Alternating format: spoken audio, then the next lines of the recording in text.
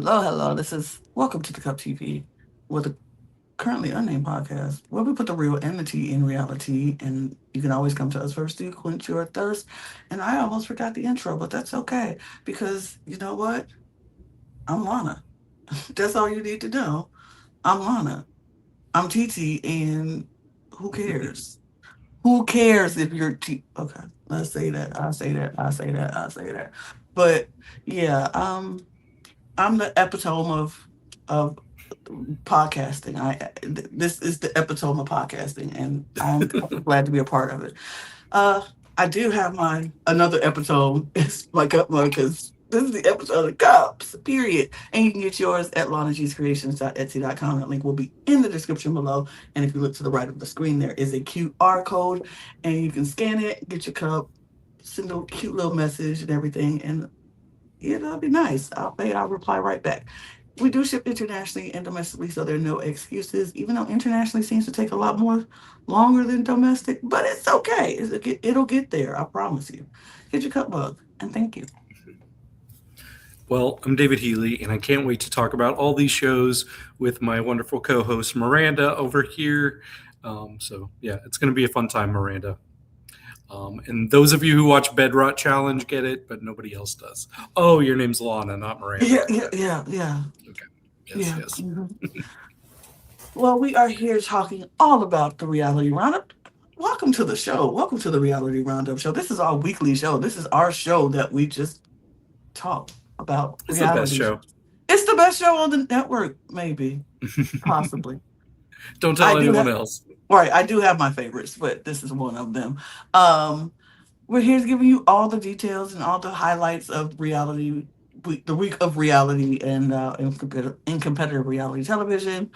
Welcome to the show. Welcome to the channel. If this is your first time, we thank you. We welcome you. And if you feel the need, which I know you feel that need, go ahead and subscribe to the channel. This channel and all of our other channels, we are giving you all things competitive reality television. I mean, who doesn't like reality television? We're giving you all the highlights, so you don't have to. If you haven't gone and watched all these shows, don't worry about it. We'll give you the highlights on it and tell you what's good and what's not good. And you can follow us on all of our channels. If you're a fan of drag, well, we talk drag on this show, but if you're a fan of drag and you want to get full recaps, go to our other channel at the Cut Pod, where they talk all things drag and all things coming out. Everything is coming out right now, so go check out all the channel and the things that we have on the podcast, and subscribe there and subscribe here. We're trying to get 1,000 new subscribers. We're halfway there. We're halfway through the year. Come on, one person a day. Yeah, one person a day will get us there. So help us out. Um, give us the audio podcast links are down there. Go follow that. Our Patreon link is down there. Go join that, and then go follow us on all of our socials at the Cut Pod on Instagram, TikTok, Blue Sky, and Twitter. Twitter. Yeah, I didn't say that one. Yeah, Twitter. So go join us on all of that. You can follow me and David if you want, but you don't have to. But if you might wanna, because we're cool people. So follow us over there, and yeah, let's get this party started, shall we? Let's do it. Because we got a lot to talk about, and why don't we just start where we always start, singing at variety.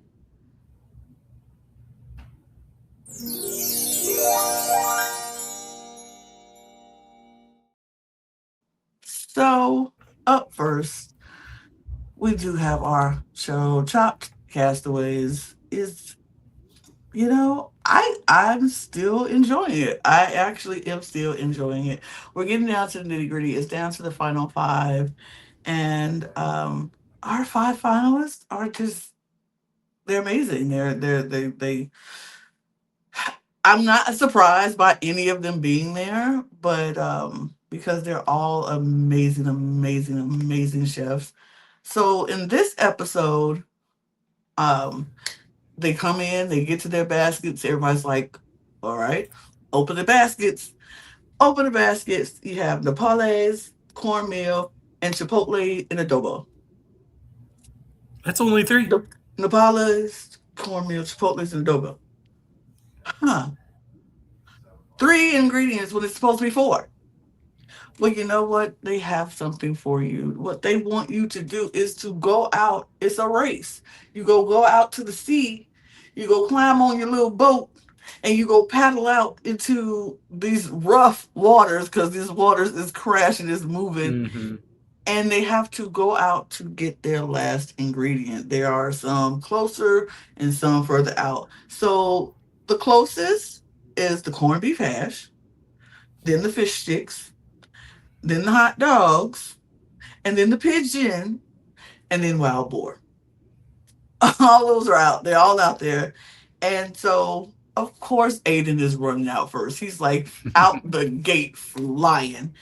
And he wants the wild boar. He knows he has to go out and the furthest and paddle out. But ain't nothing to Aiden. Ain't nothing to it. He gets out there and goes for the wild boar. But our girl Hannah has learned her lesson trying to go out the fastest and the farthest. So she's going to go for corned beef hash. She's like, look, I'm going to go for corned beef hash, which absolutely, I love corned beef hash. I should, I've that never make had that, it. you never had it? Oh, I don't even know what it is. it's potatoes and meat. It's so good. Oh my gosh. Okay. That I need to put that on my grocery list. Gets me a couple of cans. I do enjoy the corned beef hash. So Hannah goes out for corned beef hash. She gets it. She's the first one back. Well, She not cooks. before Paulette tries to get it Oh, too. well, Paulette is having a time trying to get out into this out the water. She get out the gate like she's not moving. Right. And I, Paulette is there. Helen's there to get this corned beef hash. yeah, I don't know about you, but I was like, this is it. This is the drama we're going to get because we saw Hannah big mad in the preview about something. And I was certain that she was going to be mad that Paulette ended up going for the thing she was going for and got it first. But then it amounted to nothing. No, no, because honestly, Paulette was like, I know I'm moving slow, and she just beat me. She got it. It's like Hannah was like, I'm getting this. Like she grabbed it and took off, but it was no mad about nothing. Paulette was like, okay, well, I'll keep moving. Like I've never. She was like breathing so heavy and like she was dead. She was dead. Her and John Paul, who ends up getting the pigeon, he was but he was spent after he got. He was like, oh my god, oh my god. They had 60 minutes, by the way, to do all of this, to go out to see, get their stuff, come back in, start cooking. They had 60 minutes, and then Logan gets the hot dogs, and so all of them are out. They get their food.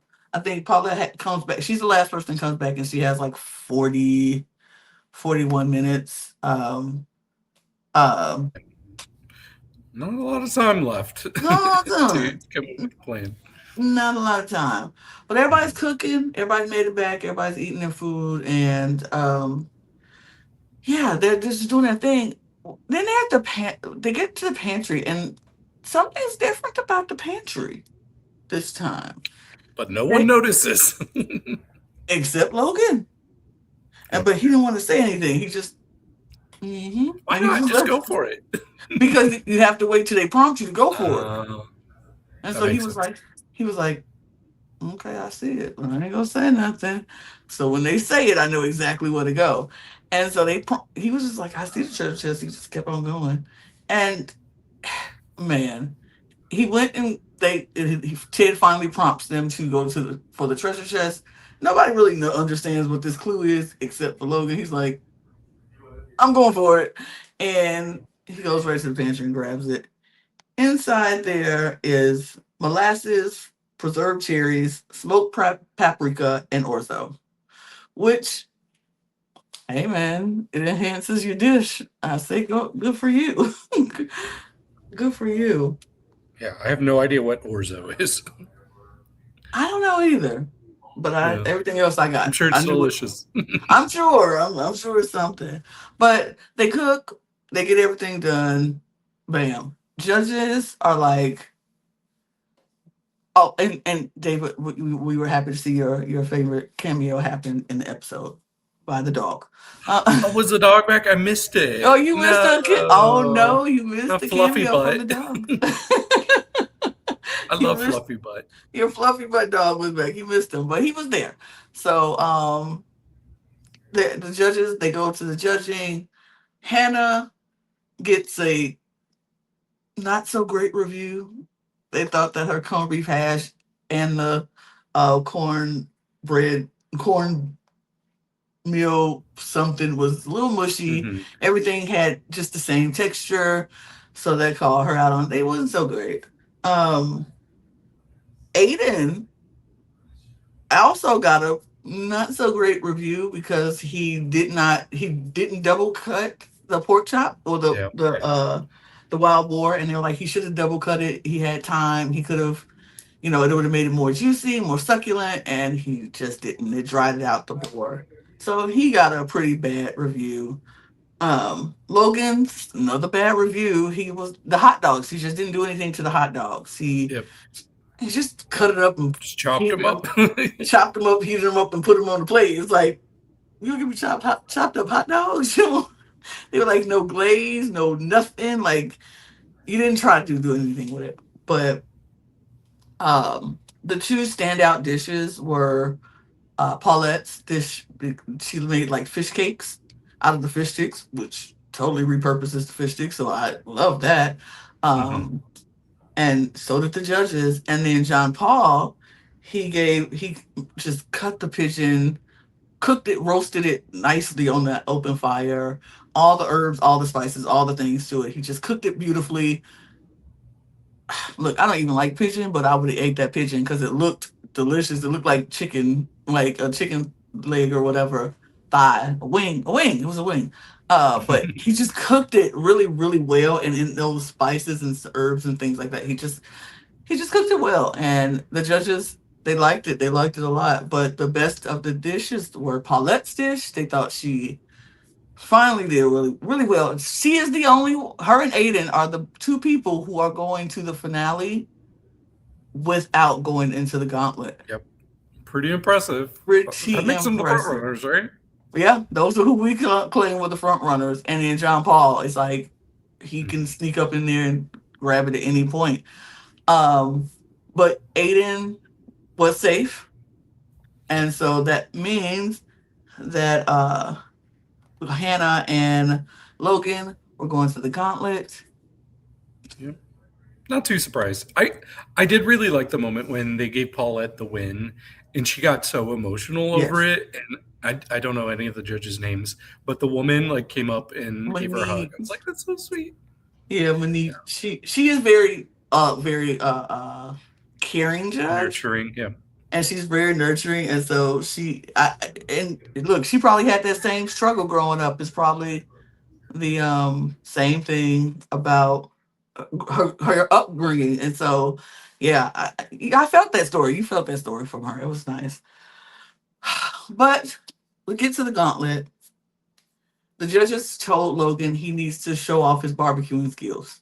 That is Right. what you're here for. They're like, that is what you're here for. You have not given us that at all. So They show gave off him your the bar. cheat code. Right. Gave like here's the thing. And then they told Hannah, we don't know who you are as a chef. We need you to show us who you are. Give us your How POV dare as you? How I, dare you? I've been putting myself in all my dishes. we don't know who you are. I'm mad. She's so mad. I've never seen somebody so mad. She's like, I'm giving it all to you, and you're not understanding. It pisses me off. Like, she was so mad. She was so mad.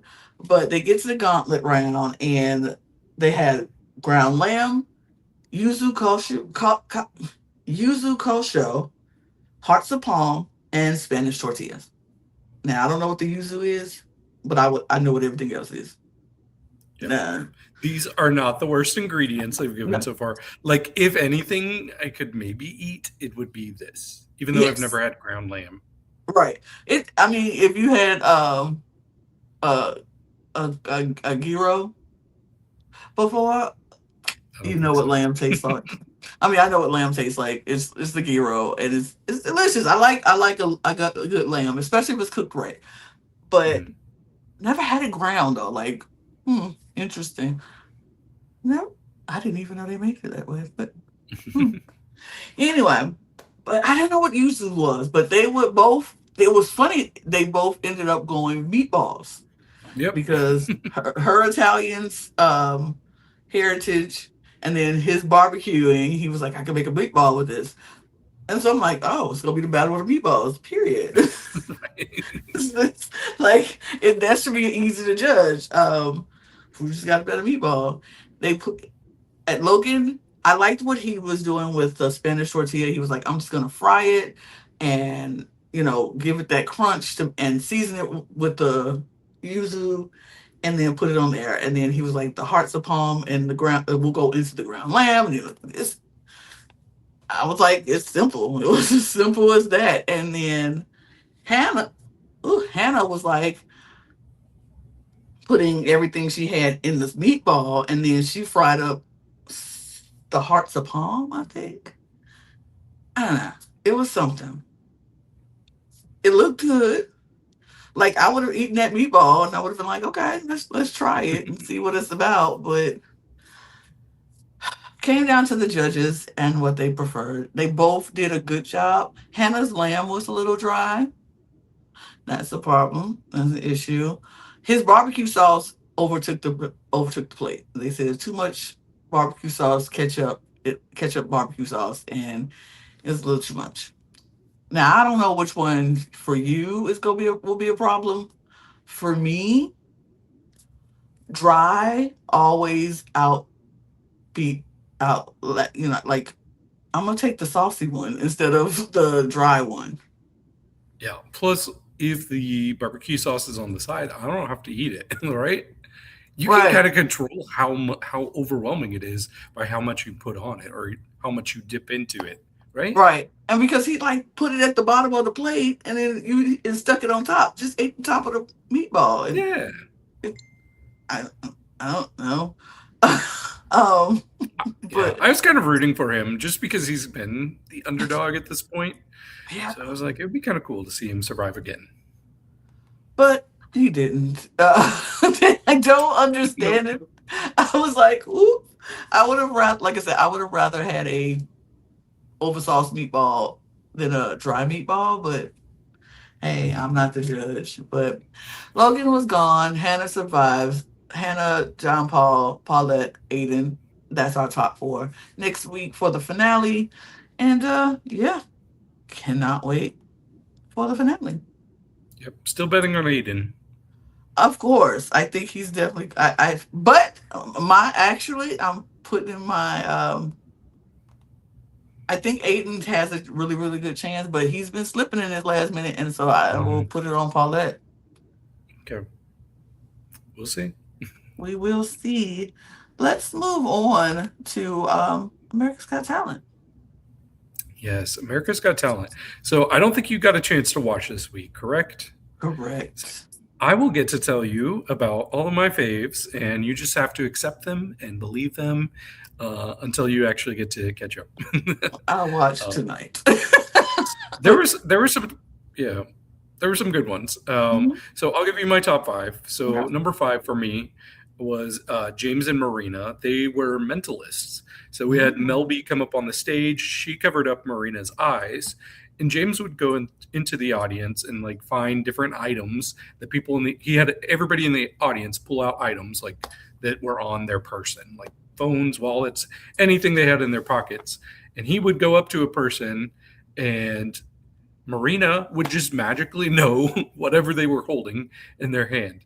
And I'm like, how is this happening? Are you giving her some sort of code? We see her eyes are covered.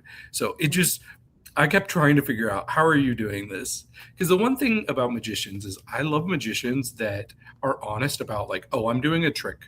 Like, this is a well prepared trick, it's an illusion.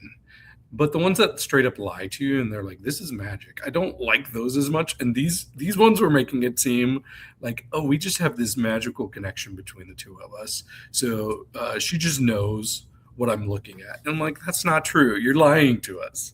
You Mhm. have a trick somehow." But it was still really impressive, and I couldn't figure it out. There was even some cards that they were turning over, and then Simon told him when to stop, and she knew what card was next in the deck. They even just got all these random items out of the audience and put them in a bucket, and he was picking out things, and she still knew what was in there. So it was really impressive. Yeah, I want to see how they continue doing it next week, but it's clearly rigged somehow, and I want to know. I want to know the trick. My number four for the week was a guy named Mackenzie Soul. He's British. He's 25. And we find out that he has auditioned in front of Simon before, but it was 21 years ago when he was 4 years old. He Oh. went to X Factor UK and auditioned. And I definitely watched that season because I watched almost every X Factor UK. I don't remember him specifically, but I was like, he does look familiar. And it finally clicked to me. He was actually on American Idol 2 years ago, and he Mm. made it to the top 20. And now that I'm thinking about it, he was like one of my early favorites. But Mackenzie, he sings Back to Friends by Somber, which is a great song. I love that. At first, I was like, his voice is good, but I want it to be better. But it really picked up in the end. I think he's got great vocals. I don't know that he showed off all that he can do because I really loved him on American Idol. Mm. Um, but yeah, it really picked up, and it was so good that Mel hit the golden buzzer for him. So they're Oh. getting a lot of golden buzzers for the singers. I'm noticing because spoiler, he's not the only one from this night. But then my my number my number three was Bird and Brian. Mm-hmm. Um, and so this was a guy singing, and then the other guy was playing guitar. And instantly, I was really into the singer's voice. I thought he sounded great. And I'm like, why does his voice sound familiar? And then it clicked to me. He reminds me a lot of Steve Perry, the lead singer of Journey, Mm-hmm. which is just such a classic throwback voice. Even they were like, wow, this voice feels like it's of a time. Like it feels very retro, but super, super talented. So I'm excited to see what they do in the future. Um, then my number two overall, his name was Ruben Roldan, and he's from Spain. So this was very interesting because he did not speak much English at all. He had an interpreter with him, but he goes outside like during his audition, and they have on the screen him starting to do parkour. But it was so well choreographed. Like Mm. at first, I was like, "Oh, is he just going to do that down the rails of the steps outside?" But he had a whole like obstacle course that he was parkouring through, and we quickly find out he's doing this with one fake leg, which made it even more impressive. Mm. Um, but he just seemed really likable. It was so impressive. He made his way all the way around the studio and back in for the finale of his parkouring. It was just such great showmanship and preparation. He got a standing ovation from the entire audience, all of the judges. Um, he told us that he had a tractor accident when he was a child, and that's how he lost his leg. Okay. But sure enough, another golden buzzer. It's from Simon, Mm. so I was very happy for him. Um, Actually, see, I was thinking another singer got a golden buzzer, but I think those were the only two. Um, Next, we had my number one, who was Brooklyn. She was a young girl from the Netherlands, but she came out and she sang a song. And wow, she has such a beautiful voice. She's my favorite singer, I think, Mm. so far in the competition. Her voice reminds me of Ella Henderson, who's also somebody who was on X Factor UK many years ago. Yeah, she has great vibrato. Just um, everything about the way that she came out, it was like disarming and unexpected. So I think she's going to do really, really well. I, like I said last week, I'm really enjoying seeing all of the international contestants. So it's really cool that most of my favorites each week have been from other countries. I just still don't understand why it's not called World's Got Talent. I did have one other one that I misranked. I forgot to change them in my ranking, but it was a guy named Petrox. He's from Germany. He was the very last person of the night. Um, but he did this really impressive thing where he was kind of doing a dance, and everybody was kind of confused watching him because the music that was playing during his dance, there was something wrong with it. And instantly I'm like, oh, this music is playing backwards. And I'm like, is he going to like go through this whole dance and then reverse the song and then do the same thing in reverse? Because that would have Mhm. been incredible. Not quite, not quite. But when he was done, he was like, "Oh, there was a mistake. I'm so sorry." Um, and then he's from Germany also, another international person. He's like, can we get that back on the screen? What I just did, and now can we play it in reverse? So he didn't actually do it in reverse, but they played it on the screen in reverse, and he was dancing to a Sia song in reverse, but it was just really really cool to watch that same performance go backwards and just kind of defying gravity in different ways. I'm excited for you to see that one. But yeah, another person that got a standing ovation. I think Simon was like, "I've never seen anything like this on these shows." So a really good way to end the audition. So I'm excited to see where things go in future weeks. Absolutely. I can't, that sounds interesting, and I'm definitely going to be able to watch it later on today.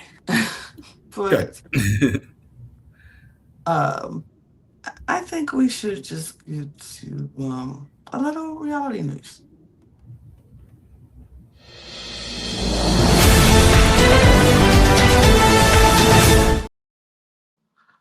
So, Building the Band has officially been axed by Netflix. There will be no season two. Very sad. I enjoyed the show, but Netflix is Netflix and they do what they do. They love Yeah. canceling the show after one season. So, Very true. So I haven't watched much of this, but as you know, Lana, my sister is mhm. obsessed with the show. She's trying to send me clips all the time. She's a big Three Quincy fan. But I told her about the news and she was disappointed, but she was also like, you know what? It couldn't get better than season one, just because she loved so many. Like, there's four different act. I think the top four she really loved Mhm. all of those bands, especially Three Quincy. So she's Mhm. like, yeah, might as well go out on a high. Absolutely. I'm not that mad, but it's Netflix. You really can't go out. You rather go out with a bang or whatever. But hmm um, what other news? Dancing with the Stars, the next pro has their official cast, and yay! I want to talk about that Okay. because this is it. This is our cast of the next pros. There's only one pro on here who has actually been on the show, which is Stephanie, who is Ezra Sosa's brother. She's Ezra Sosa's sister, rather. And so she has been on the show as part of the troupe, but she has not made it up to the pros yet. So Stephanie is, that whole, she's a troupe, already a troupe member, but now she wants to become a pro. And they didn't invite her back to the troupe last year. So she has to, dance her way back. But this is the group AJ, who was on Strictly Dancing in the UK and on the challenge. You have Adele, Alan, Benjamin, Briar, Eric, Jake, Natalie, Nina, Selena, Stephanie, and Tristan. And I'm excited because I think this is a good idea for Dance with the Stars. If you're going to do a spinoff, have and we don't have to worry about people not being able to dance and to get on this show. They do know how to dance. These are Right. professional dancers, so it's always going to be good. And they are living in a house together, and it's some strat. Look, I wonder if it's going to be some strategy behind it, some alliances or some other things. But I'm excited about this show. It starts the 13th of July, and we might talk about it. Just saying. Very likely. It's very likely we will talk about it, but I'm excited about it and can't wait to watch. Nice. But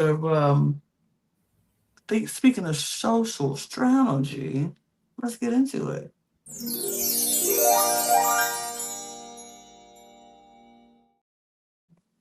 So, mm, the Traitors New Zealand decided they would go pop out. I would always start out by saying, "Hey, go check out my recap on the channel." But I wasn't there this week. This week, so you could still check out the recap on the channel, but you'll be seeing what Logan and Reed thought. Thanks for stepping in, guys. But I'll give you my instantly thoughts. I was very happy that Dave is gone. Just go say it. I'm very happy that Dave is gone. Are you happy as well, David?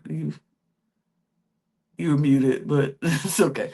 Um, I'm very happy that he's gone. He just picked the wrong card. He's like, nobody has this kind of look. Oh my god, whatever, Dave. I don't really like this man at all. I don't like Dave at No. all. So him going is like, okay. Um, I think honestly, 7 was cool. It was the whole thing was all right. Everybody's like blaming like it's gonna be one of those four. You know, the traders had to put one of them in themselves in the thing, and that's not. They didn't do When will that. they learn? When will they learn? But Honestly, now, I think it's more that people are like, oh, let me put a target on somebody that's not me or my group. right. Yeah, like it's so easy to single out like a small group of people, and fingers crossed, hopefully one of them is on, but fingers won't be pointed at me if we're busy pointing our fingers at them. Mm-hmm. Mm-hmm. Mm-hmm.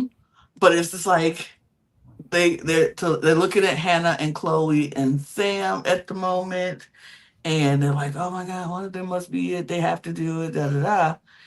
And it's mostly pointing towards Chloe.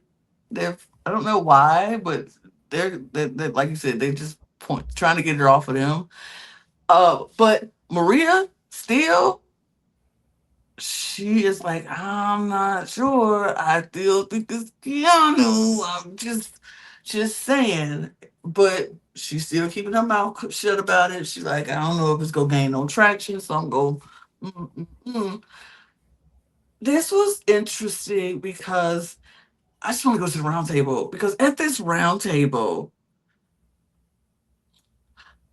James is weird. He kind Very. of blew. He's weird. He kind of blew himself up over here, and I'm like, you. Why would you go after Debbie and then not vote for Debbie? Hmm. And then it just came out of nowhere, and then he blew up on her like, and I'm like, what is happening? I Yeah, was it just so felt so confused. rude, so rude, unnecessary. I was so Yeah, confused. me Like, too. It was. go ahead. I mean, it was a confusing roundtable all around. It wasn't just him. It was um, also we had Violet coming out and telling everybody about her background at Yale and how she's into geopolitics and building profiles against people. And I'm like, girl, like this feels like you're saying way too much because I would want her out. I would too. Even if I know she a faithful, I'm on her out because I'm like, I don't know. I don't Mhm. know. She's just weird. It was just a round of over talking, oversharing, Yeah, and overplaying your hand, actually. But they didn't vote out the people who they were talking about. It came down to Ahura, uh, yeah, Oroha. Aroha, Yeah. Aroha. They voted out Aroha, and She gave them the bird on the way out. she should. Mhm. But Double birds. pew pew pew. She should do that. That was just what it was.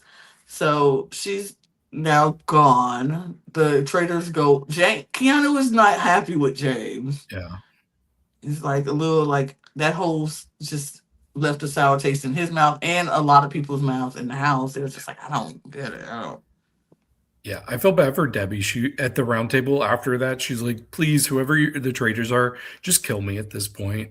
And I Yeah, really think she meant that too. I think she was just kind of done, just because of that kind of personal, like brutal personal attack that came out of nowhere. yeah. It was unnecessary. It's just it's just really unnecessary. But they go back to the tour. They decide who they're going to murder. Um, and I was very shocked at this murder.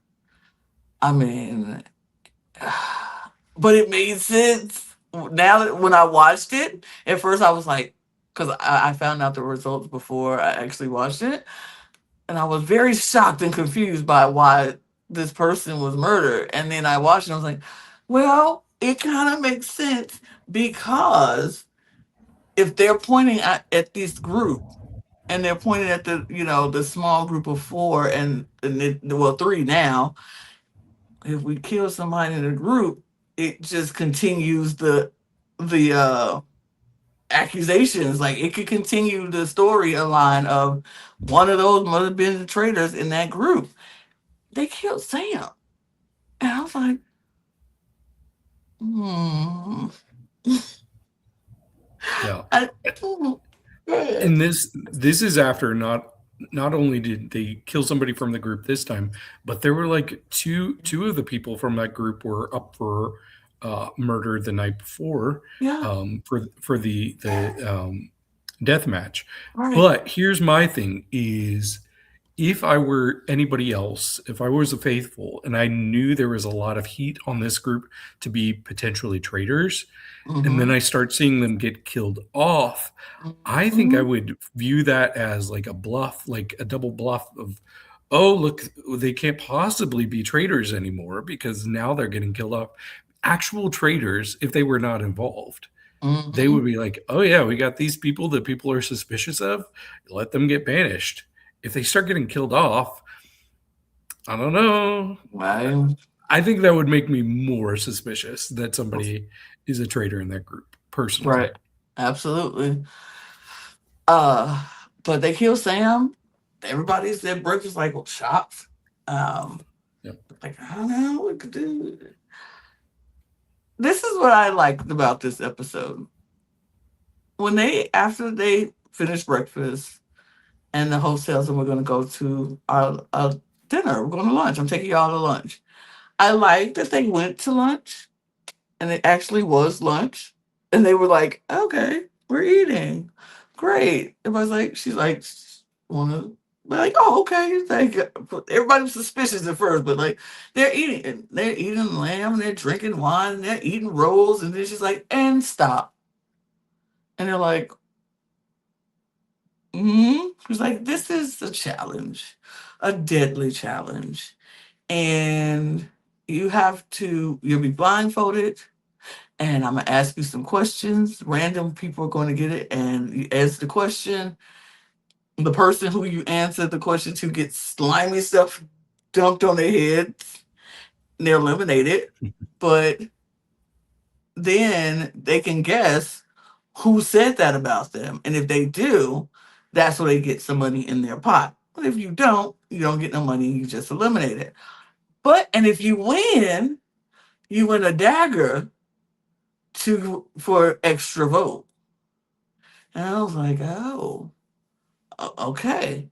So now you have to play who don't I want to get the dagger when it comes to your turn to answer the question. And then hopefully they won't answer you. Or sometimes you knew they were going to answer you and you just didn't have a choice. But I thought this was a fun game. I thought it was a fun game. They really like the games that's short and sweet and to the point.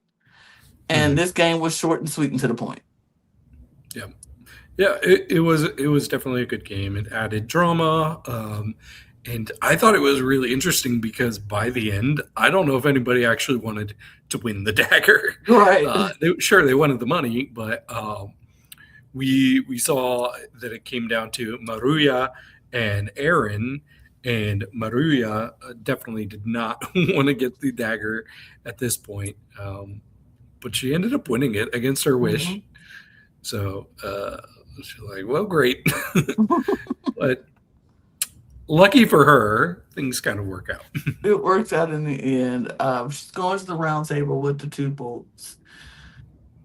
Everybody comes to this round table, and this is the first time I think that Keanu had some kind of heat on him. This is the first time I felt like Keanu had heat.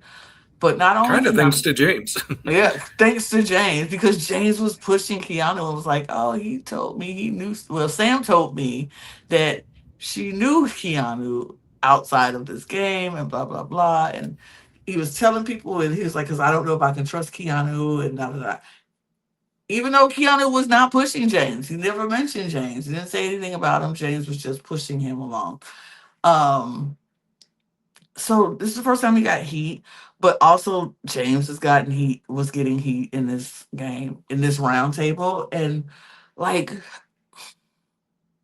I don't know, man, Maria is still like very much on him. It's like I don't see him.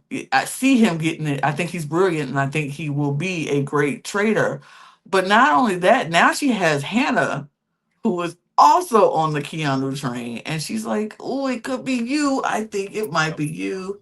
And he's like, he's trying to combat it. He doesn't know what to do, but I don't know. But in the end, it came down to Maria's two votes because it was uh three on Keanu, three on James, one on Hannah. I think that's one. And so it came down to the last votes of Maria, and she voted James, and James was out. Hmm. And I was happy to see it. me too. I was like, you kind of deserve this. Yep. You kind of deserve to go. And I know Debbie was very happy to see him go too because yeah, that was unnecessary change. He announced that he's a traitor. Everybody's like, woo! Oh my god, yeah, woo, woo, woo. Got out a traitor. Keanu has a problem though. Keanu has a Maria and Hannah problem now. Yes. And I love it. And I love that problem for him. I love it. He has a problem. And he's like, I have to try to go and fix this. I have to fix this. And so he walks in the room where they're talking, and they're like, "Oh, only two people." He like, "Well, two people who voted for me, or the person who voted for me." And they're like, "Yeah, I think it's you." Blah blah blah, but not saying. Uh, And that's one thing I like about this cast. I don't know if I've mentioned this before, but I really like how they can be so open about like, oh, I think you're a traitor, but they mhm. don't make it personal. And almost Yes, every other franchise, they're like, if I think you're a traitor, I have to make myself really dislike you as a person. In this right. group, they don't do that. They don't do that, and I respect that. I I respect that respect so that much. too. I do. I respect it a lot.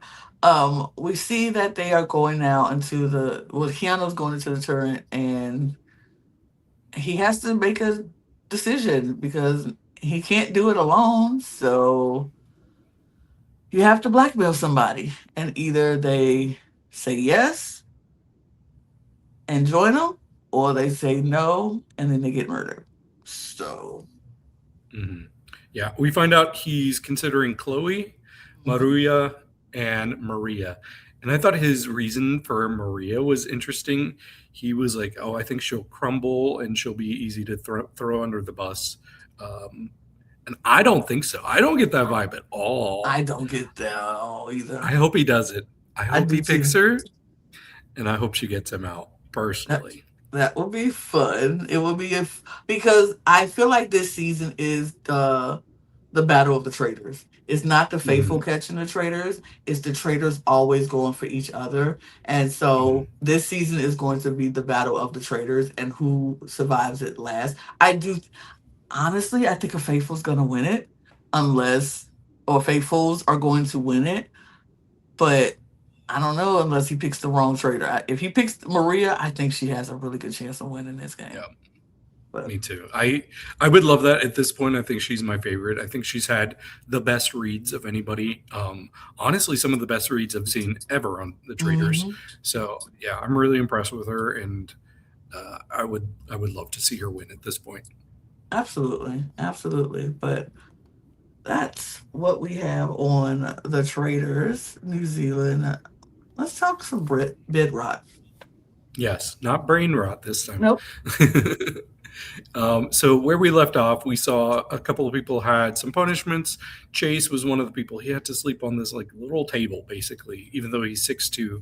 But we see Chase is basically just standing on the tiny bed instead of even sleeping on it. But we get to another bed bug challenge. This time they are partnered up with the people right next to them. So uh, there was no picking anybody you wanted. It had to be the person that you were like sleeping by.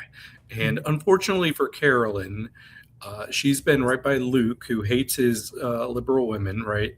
And he's especially annoying her because he keeps forgetting her name. He keeps calling her Miranda, and that pisses her off so much. Like, do not call me Miranda. My name is Carolyn.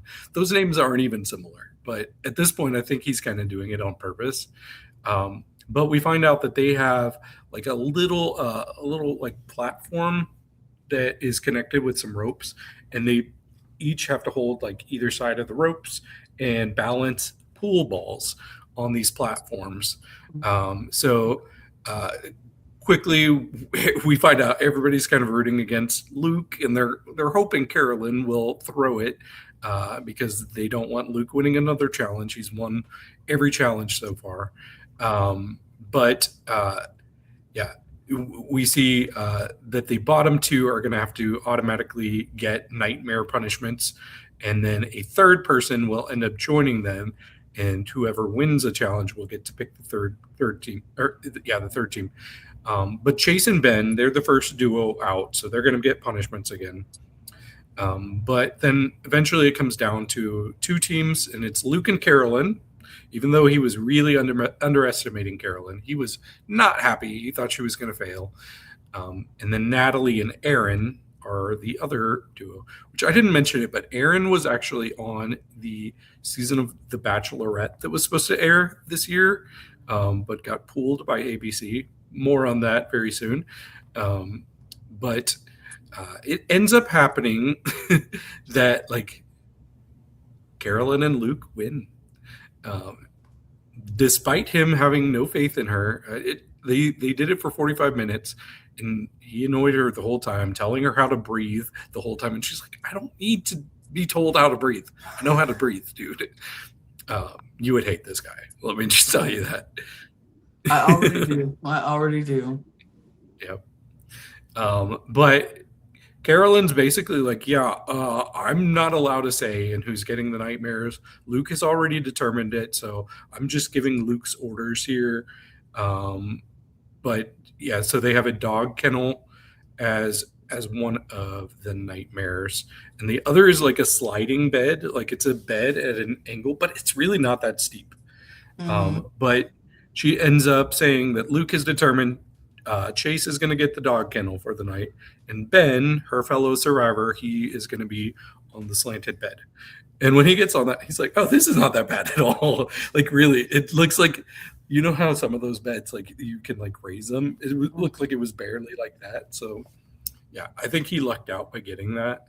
Um, but when Luke is gone for confessional, we see everybody is plotting against him. Nobody in that room likes that man.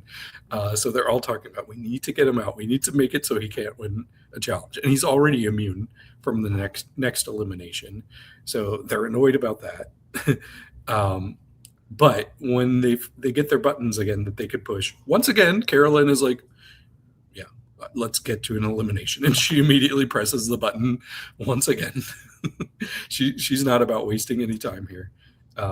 So they find out that they're going to have to do a thing. We've seen this on Survivor where there's like several blocks and you have to hold them up, put pressure on them so the Mm-hmm. blocks don't come apart, and you're balancing a marble on Mm-hmm. it. So that's a challenge that they had. So Chase is the first to drop in this challenge.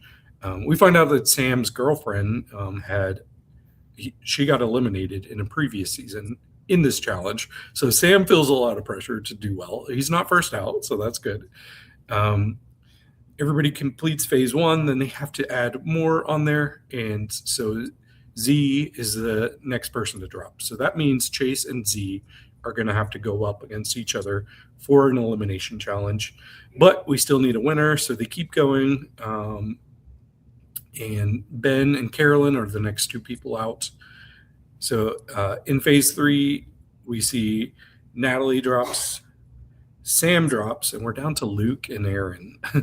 And so everybody's rooting against Luke. Luckily, this time Luke does lose. He lost his very first challenge, so Aaron wins. And then we see Chase and Z are going to be putting together a pyramid puzzle. So it's different, like, circular blocks that they have to kind of fit together. We've seen this on Survivor too, but you have to kind of maneuver it in a way that you make a pyramid. But we find out that they are actually not going to be the ones making the pyramid. They have to pick somebody else to do it for them, but the other person is going to be blindfolded, and they're going to have to receive instructions from the person the whole time. So we see who they pick. So Z picks Aaron to be his partner, and then Chase picks Sam. Sam did not seem happy at all about it, but they both start working on the puzzles, and it takes anybody a while to figure it out. It seems like Ben in the background, he was communicating with Carolyn, and I think Ben kind of knew the way to get it to work. But they're going for it, and then eventually Chase figures it out, and so he's telling Sam exactly what to do, and Chase wins. So that means Z is eliminated, which is one of Carolyn's closest allies. So she's definitely not happy that Z is gone. But here's where it gets really interesting. So, well, first of all, they bring out the final nightmare challenge, and it's kind of like they call it a cryo chamber. It's basically like a bed with a tube, and it's open on the like foot in the top of it, but anybody with claustrophobia like myself would not like this. Yeah, same. But Aaron's like, oh, I'll do it, I don't mind, because Luke and Carolyn have to pick somebody. So they go to say who it's going to be. They say it at the same time, but Carolyn says Aaron, and at the same time Luke says Natalie. And Carolyn's like, what? And Luke's like, Carolyn, you told me you wanted Natalie to be up for elimination. Carolyn is like, Natalie is not going to believe that. Like, she's not dumb. No, Natalie doesn't believe that. And he's like, you're right. It's Aaron. So Aaron goes into this. It's stressing me out even seeing him climb into this little cryo chamber. But the interesting thing is we see Chase have to get in his dog kennel, and pretty much immediately when he gets in it, he's like, yeah, I'm not doing this. Yeah, I can't do this. I'm not going to sleep in this kennel. And he puts his feet on the ground, and he's out. And everybody's like, what? Z, who he just beat in the elimination challenge, hasn't even left the room yet. And Z's like, you mean you just eliminated me, and now you just eliminated yourself? Like, it's insane that he even bothered winning that challenge if he was just going to quit basically immediately afterwards. Yeah, it's wild. But the very last thing that we see in the episode is Aaron's just kind of hanging out of the cryo chamber, like facing down, and you see Luke in the background talking about the floor. He's like, is that hardwood floor? And he tells Aaron, he's like, Aaron, why don't you touch that? And you just see Aaron reach down, and like as he's reaching down, the episode ends. So is Aaron going to make a mistake and actually touch the floor and eliminate himself? Which would be crazy. Would be crazy. Or is he just kind of messing with Luke? I think he my guess. Yeah, me too. I don't think he's that dumb. He seems really intelligent. So that's how it ends, like on a pretty big cliffhanger. So we'll see how it goes. 4 more episodes. Oh, okay then. We have some really quick reality news though I want to get to.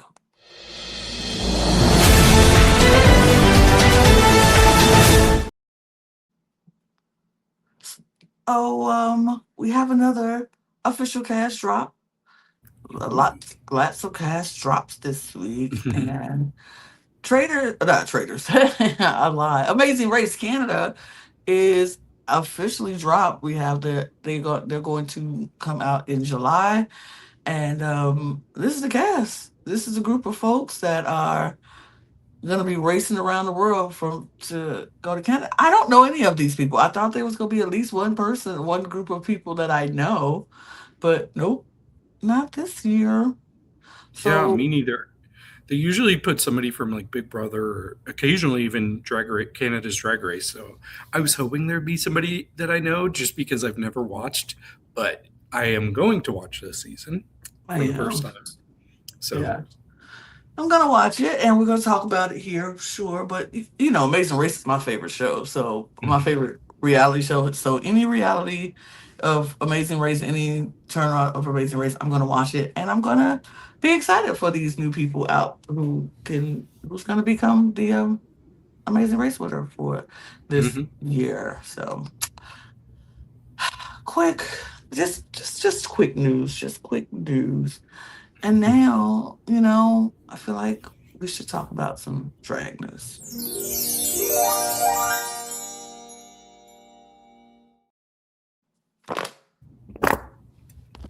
I always turn it the wrong way.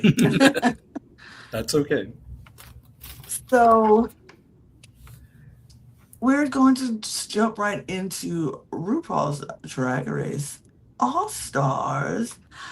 And we had some new things happening this week. First, let's talk about these points because the NBQ points started quite a stir in Yeah. the workroom.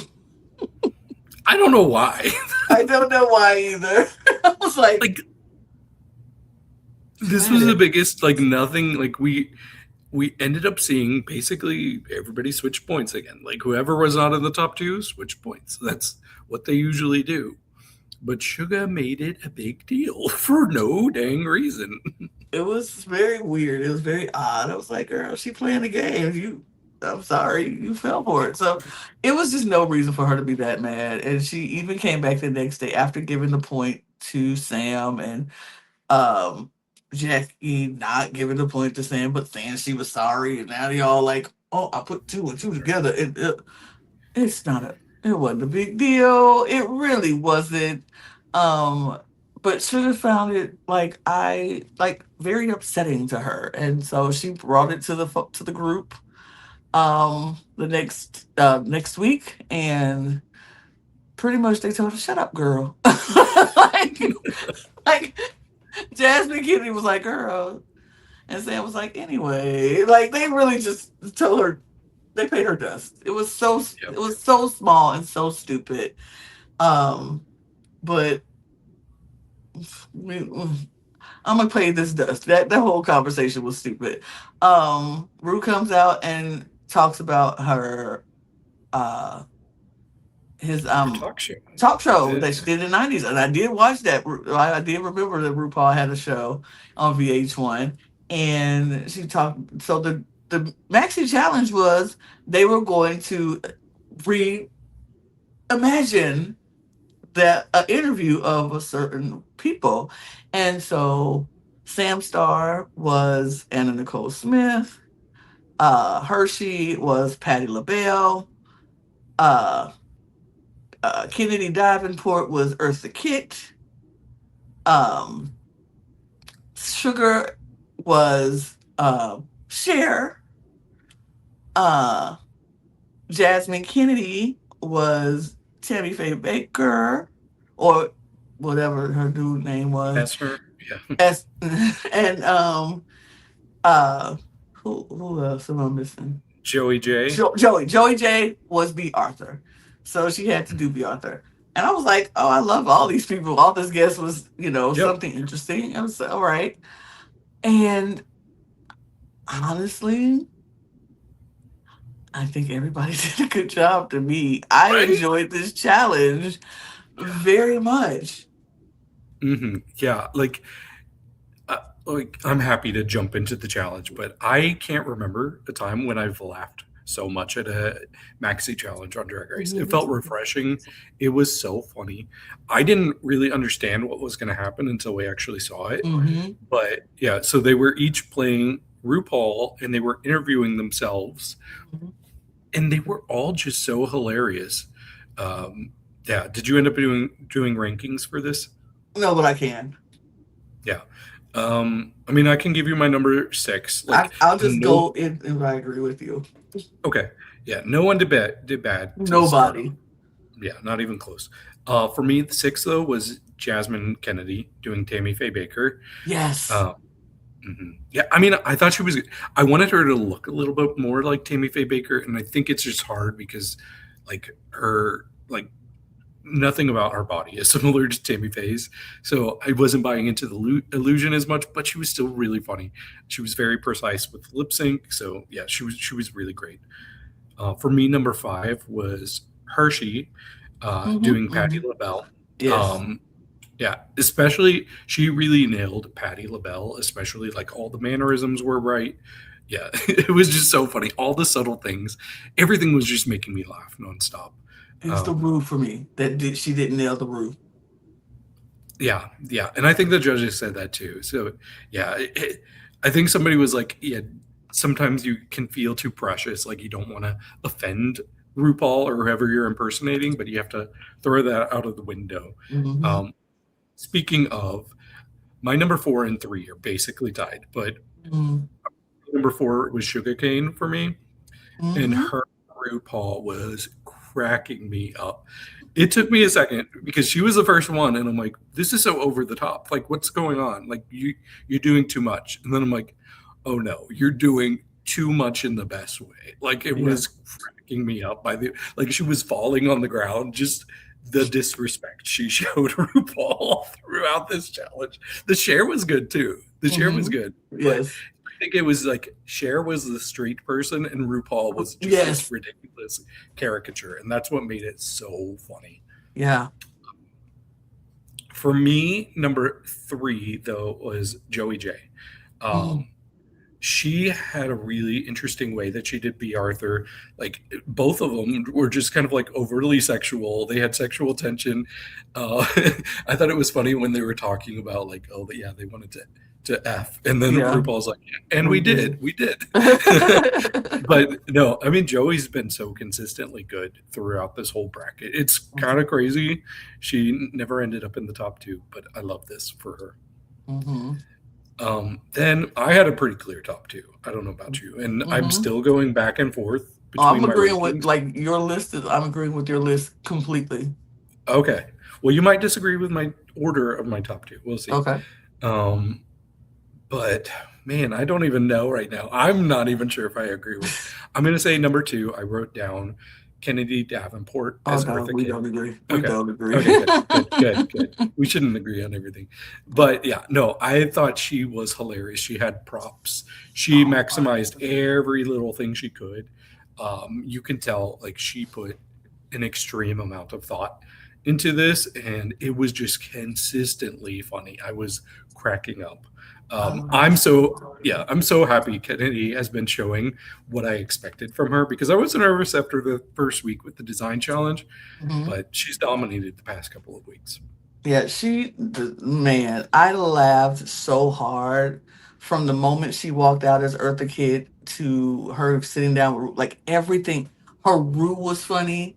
Her Eartha Kid was funny. Like everything just balanced out. So was so in the pocket. I loved her. She was Mhm. definitely my number one. Okay. And Sam was my number two. So Yeah, Sam was my number one, and I think a lot of it just came down to how impeccable her impersonation of Anna Nicole Smith was. Like yeah. that was like almost uncanny how much she resembled and acted like her. I thought that was incredible, but she took it in a way that was so funny. Both characters I thought were so balanced with their humor. I Hmm. was like the oversized wig with the RuPaul just Hmm. was like she was cracking me up. The lip sync was perfect too. So Hmm. honestly, like there were no like I loved everybody, but there was no world where Sam and Kennedy wouldn't be the top two for Yeah. me. Yeah. No. Me either. I thought her Anna Nicole Smith was spot on. Like everything about Anna Nicole Smith, she did it was spot on. And I think her Rue was good, but I thought Jasmine's Rue was better. I mean, Kennedy Okay. Davenport's Rue was better, Oh and yeah, so yeah, that's why. Yeah, yeah, Kennedy Davenport's. So for me, that's why she was number two. But it was such a good performance. Like both of them could have. Like I wouldn't have been mad if they said one was number one, one was number two, like or switch swap. I love them both. yeah. I want to see this challenge back. I don't Yes. know if I need it every year, but just because I don't want it to like wear out its welcome. Look, But and look, I RuPaul didn't have definitely. that many guests. All right. Her show wasn't on that long, so Yeah, but this is my favorite new challenge in years. Same absolutely. with Lily. Yeah, Lily agrees. I agree, Lily. It was such a fun thing. I think this could replace Snatch Game and switch off Snatch Game for me, Yep. like one of every so often. Or maybe this is just something for All Stars, but it's so good. Yeah. It's so good. But Hmm. and they were number two, one and two. I think they were good. They were like honestly, uh if even if they included the runway, because like I don't think like Sam. Okay, the runways was crazy, but my favorite runway. Oh, who was it? It was who was first? Who was the first person out on that runway? It was It- sugarcane. that black pants. Okay, Okay. so the runway was David Bowie. Yeah. Okay, like David Bowie. Her that black pantsuit with those that was my favorite runway look of this the whole Ooh. time. Like I I thought she just ate. I said, "Oh," Hmm. I'm trying to watch this. I'm trying to watch it while I'm doing other stuff because I'm trying to get prepared for this podcast. I'm like, okay, let me. And then I just finished a podcast. So I'm like, okay, I gotta put upload. But I stopped doing everything. I was like, whoa. That's a look. That was my favorite look of the night. That's all I'm. Everybody else was good, but that was my favorite look of the night. Okay. I'm so glad because I only wanted to talk about one runway look, and I'm glad we have different people. I did really love that one, but for Hmm. me, when Hmm. Jasmine Kennedy came out Yes. in that, I was like, oh, wow, this is really, really good because she made that a fashion moment. My Hmm. favorite part, though, was taking that tie and it gets so wide that it just becomes like a top down Hmm. here. Like, I thought that was so cool. Like, one of my favorite looks of this season so far was that one. Yeah. So, we have good Yeah. taste with our favorites this week. Absolutely. But Sam and that Kennedy Davenport win, and then they have to do a lip sync to "A Lot of Man, a Man." I love that song. Breaking Uh, Dish, I have not heard Breaking Dishes in so long too. So I this was know, like, right? it took me back to like 2008. But I thought this was a good lip sync. I thought they both did Mm, really well in this lip sync. But I do think it was kind of subtle for the song. Like both of them were kind of well. Sam was a little like too polished for the song. I want to see him go a little crazy. Like I'm breaking dishes. You make me mad. I'm breaking. yeah, But I think the right person won. me too. I definitely agree. I mean, yeah, like you said, they were both good. What's interesting though is as soon as they were announced the top two, I was like, they're moving on no matter what happens. Right. Because I'm like, they got such a lead. Like they're gonna have at least a 3 point lead over everybody else. But what's funny is somebody else realized that as well. Yep. And it was, I love Jasmine just like saying down the line, we have to all pile our points on somebody so we can tie. And my first thought was like, that's really smart. My second thought was like, but does it matter? Right. Because pile all your votes on somebody if it's a tie. I think RuPaul's breaking the tie in favor of either Sam or Kennedy, whoever Hmm. loses the lip sync, and we find out it's going to be Sam. And I'm like, RuPaul's not going to cut Sam. So I was like, try. Go ahead, try. I don't think it's going to work in the favor of whoever gets all the points piled on them, though. And you'd be wrong because they I did would. that. They did that. They pounded on, and Jasmine Kennedy was the person who tied with Sam. And RuPaul said, we'll keep them both. I'm not breaking this tie. I'm not I breaking was no gagged. tie. I was I really was gagged. gay, but I was also a little annoyed because I kind of remember another tie of a season of a, and she broke the tie. And I'm Right. like, Yeah, how? she broke it for Akira instead of Morgan. She broke that tie. Yeah. So I'm like, what? You're not? But okay. And so I'm like, I know Morgan is like, why can I Yeah. go? Like, Right. it felt weird to me. I was And I would annoyed. rather have seen Morgan than Jasmine, to be honest. But yeah, that was impressive strategy, though. And we Mm. also did find out who our people are for the lottery. For me, I was 0% surprised on who the three were. Um, because Morgan, like we said, she was one of the people in that tie in the first bracket. That is why I think she go get it. Yeah, I you think think she she go is get gonna? it. I think she Okay, go I get would it. not be mad. So it's between her, and then for the second bracket, it's Selena, who was Mm-hmm. really good, and she was just a hair away from making it in. Plus, she was really driving the strategy out of all three brackets. She was the Mm-hmm. one like gaming the most, so she made perfect sense. And then for this bracket, Joey J has just unlocked, like she has found the perfect key to unlock RuPaul's Funny Bone. Like Mm-hmm. even this episode, she was Yes. cracking up at Joey J. So I was not surprised it came down to those three people. Yep. And I guess we'll find out next week who is going to get it. But Hmm. let's go to another one. Solo Las Más, La Más Draga. Um, I didn't watch this. Honestly, yeah, I'll be very honest and I'm gonna break the fourth wall here. I'm not into it. I'm not into it. I'm not into drag. I'm just a little burnt out from drag and drag race shows, and so I'm not putting my all into watching Solo Las Mas. I'm sorry. I'm sorry. I'm That's sorry. fair. Like, kill me now or shoot me later, but it's okay. But we have people who will talk about it, and David is going to Mhm. talk about it. Yeah, I'm still warming up to it. I think I like the regular La Mas Draga seasons better than Solo Las Mas. But yeah, this episode I do think was a step up from episode one. So we first start the episode. Mr. Boo is bragging about being the first person to win two different talent shows on La Mas Draga. So good for her. Um, and we find out that there's going to be a mini challenge, and they have 3 minutes to get ready in quick drag. There is no way. I'm just telling you this for a fact. There is no way they all did their makeup, they all did their hair, they all changed outfits in 3 minutes and looked like that. It is impossible. There's no way. Maybe the 3 minutes was for the makeup part, but you cannot convince me that they had 3 minutes overall. But they were doing a gossip show. They had to break up into teams. So there was a team of five, a team of four. I thought the teams were pretty balanced. There were definitely highlights for me in each group. I think the first group, uh, my favorite part was Kylie's and Deseo's. When they did the roach thing and they had to blow the roach back and forth, they were cracking me up. I thought that was hilarious.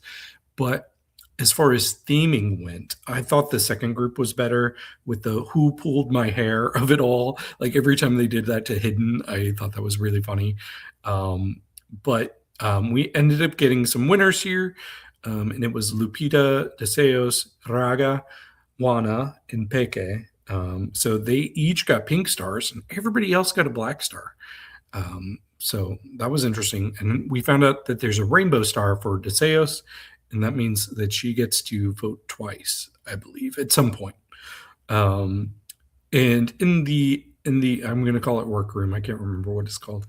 Deseus makes it pretty clear. She already knows who she's voting for before they even do the runway. I don't like that. I wish they were just voting based off of the challenge and not like she's not even pretending that that's how she's going to vote.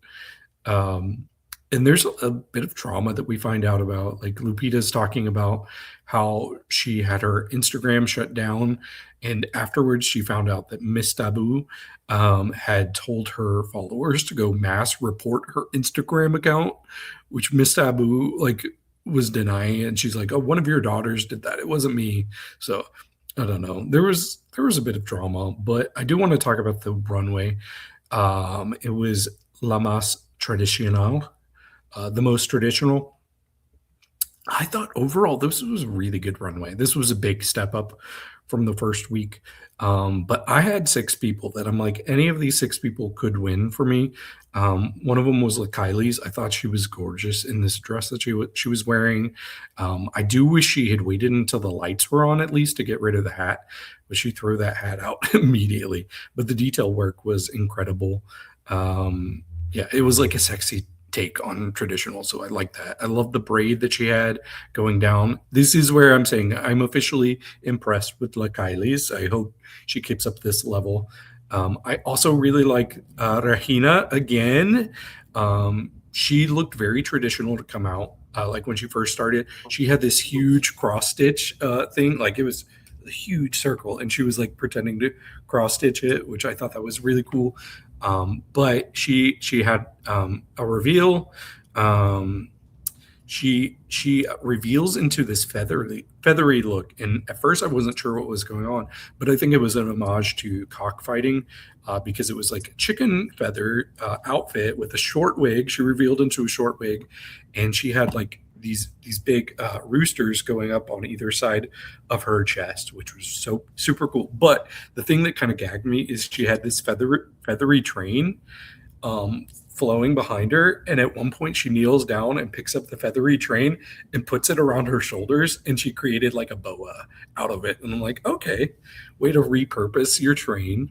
Um, I also really liked Lupita this week. I thought the fabric was so beautiful. She had like this pale face paint, but there were still like pops of like faded like color that just added for a cool effect. I like the white contact lenses. Um, yeah, she just looks so severe looking in a good way, and she had a really interesting silhouette. Hidden was great as well. Love the makeup.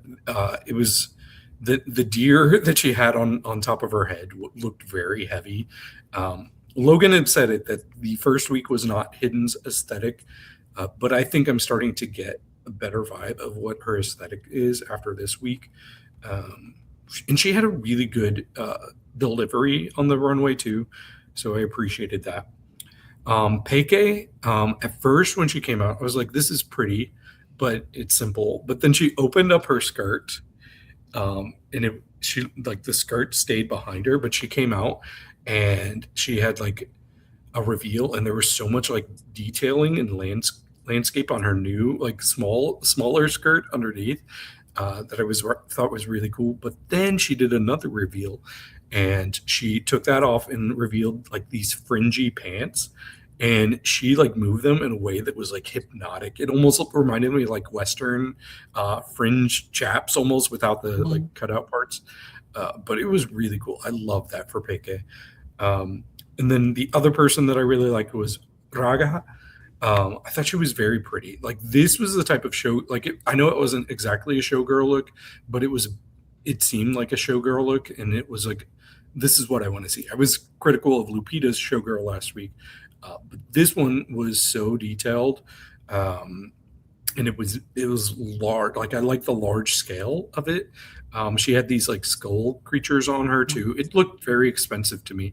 The only issue I had with it is like she had a big back piece that was framing her, and when she turned around, there wasn't really much on the back of it. The back piece, it was Mm. just kind of glittery. I wish she had maximized that space too, just to have something there.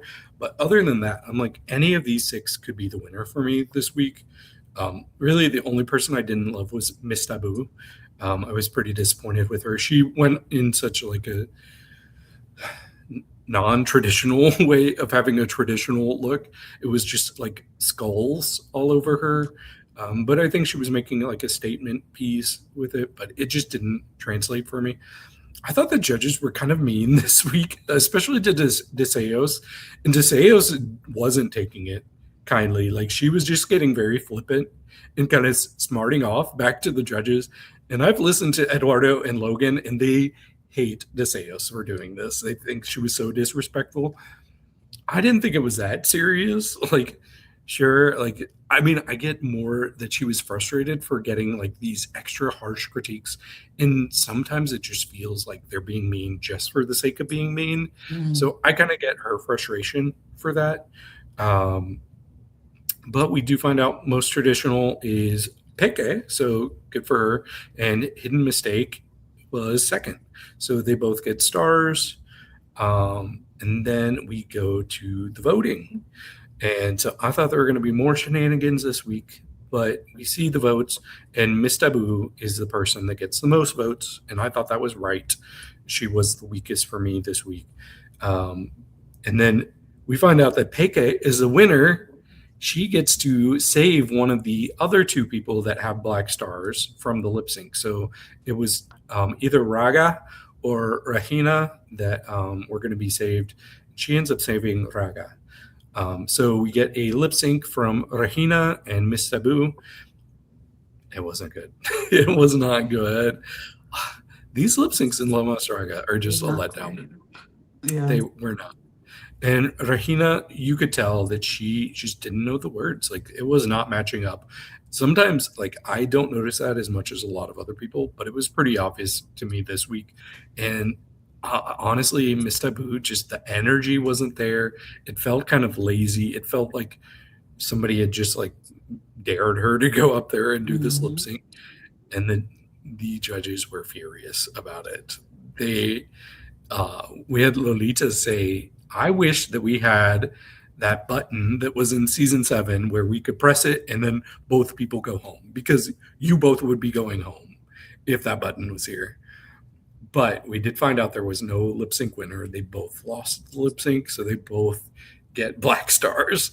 And I just feel bad for Rahina because sure, like this lip sync wasn't great, but she now has 2 black stars, even though she's had 2 weeks where she's had really good runways. So it's a little frustrating, but she needs to know her words. Like, especially because she knew she was going to be lip syncing already.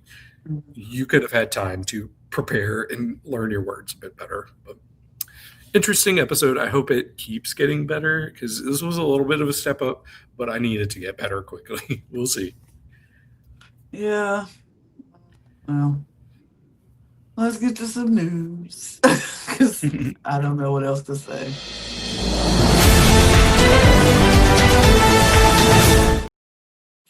So we had 2 more official cash drops this week, and gonna get to it. Drag Race Down Under versus the World, and a lot of our friends are here. A lot of our friends are here. I'm so excited. I'm excited about this cast. I was actually very happy with.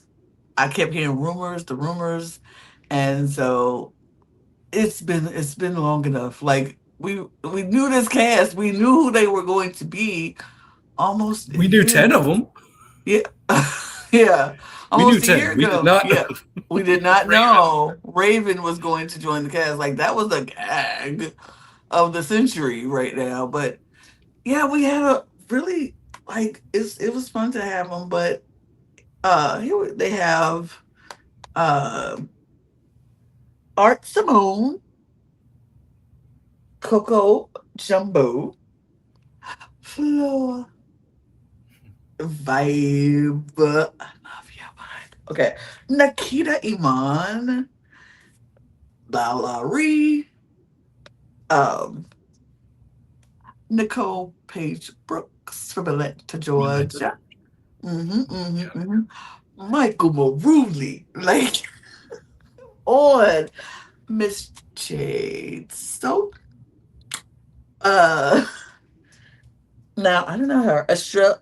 Australia Extravaganza? Is that Yes, her? Estrella. Estrella. Okay. And Raven. Spanish for star. Okay. I I didn't watch that her season, but and Raven. So that's our cast for Mhm. Down Under versus the World.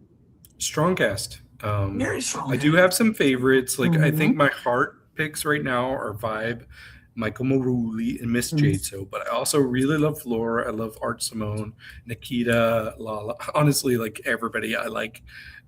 I'm not convinced Raven's really on the cast. I will not believe it until I see her like through a whole episode, like her stay and survive the whole. Like I can't believe it until I see it. I'm just skeptical. Skeptical, but we'll see. But yeah, it's a great cast. It comes out in July, I think. Mm-hmm. Yeah, it comes out in July. July. But yeah, I'm so excited about this cast. But we also have another cast because Latina Royale has also dropped their cast this week. I'm mad. I am mad about this cast because it's too good. And I know people like say that jokingly, but I'm actually kind of frustrated because there are multiple people on here I would like to see win. And knowing that only one can win is very frustrating for me. So let me see if I can name them all quickly since we don't have the names on here. We Oh, have Alexis Mateo. Oh, do you have the hold on. names? Yes, I have the names. Okay, So perfect. Alexis Mateo, Hmm. Barbecue, what from Germany. Desiree Beck from Brazil. Alexa Vanderbilt from Mexico. Eva Blunt from Mexico. Horacio Potasio from Mexico. Marina Starr from España. Mrataka from Mexico. Miss Abby Omo from Oh, oh my God. OMG, oh, Miss Yep. Abby, oh my God, OMG, I can't see. From Holland, Regina Voce from Mexico, and Tsunami Muse from US. Mhm. Yeah, I will say my favorites are mainly Matraca Mm-hmm, and mm-hmm, Horacio Patasio. They were mm-hmm. my favorites on seasons 1 and 2 of Drag Race Mexico. I need them both to win somehow. So I know that's impossible, but I also like Eva Blunt. I would love to see win. Man, I really want to see a redemption for Barbecue because I think she went home way too soon. But overall, this is a really strong cast. I'm And excited for this, this. let's not go over about our other friend, Miss Desiree Beck. Like, Yes. period. Desiree, I just love this cast. And Tsunami Muse, I love her too. So yeah, it's a lot of people on this cast that I am very excited to see. So we It's gonna shall. be good. It's going to be good. I cannot wait. I cannot wait. And you know what? After seeing those two casts, that's amazing people. I feel love in the air. I feel love in the air.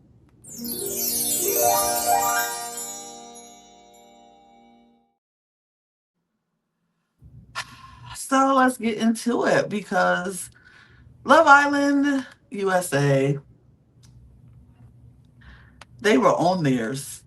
They were on their bull this week because it was Casa Amor week and Casa Amor, we Casa Amoring. You know what I'm saying? Like,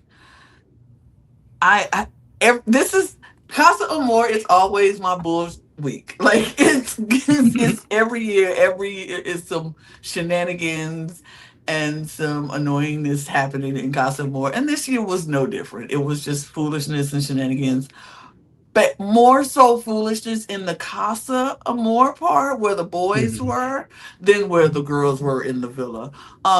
We started out this week where they were going to Casa Amor, the boys were going to Casa. They told them there was a heart rate challenge, and everybody was so excited, and they were getting ready to get ready for the heat heart rate challenge.